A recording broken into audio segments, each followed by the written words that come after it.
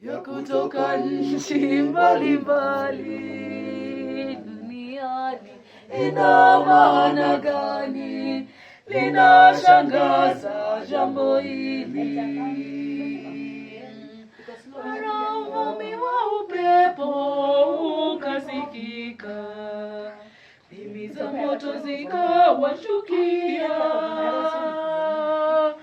wakawa wamejazwa na Roho Mtakatifu na kusema lugha nyingi.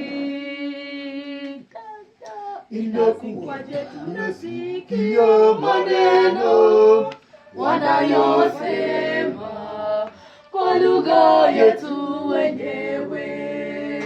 Tunasikia mambo hayo ya Mungu wanayosema kwa lugha yetu wenyewe.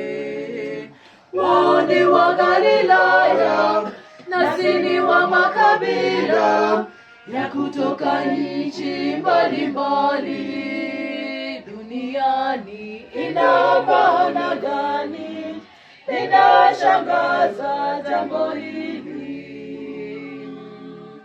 Wao ni wa Galilaya, nasi ni wa makabila ya kutoka nchi mbalimbali duniani. Ina maana gani? Linashangaza jambo hili.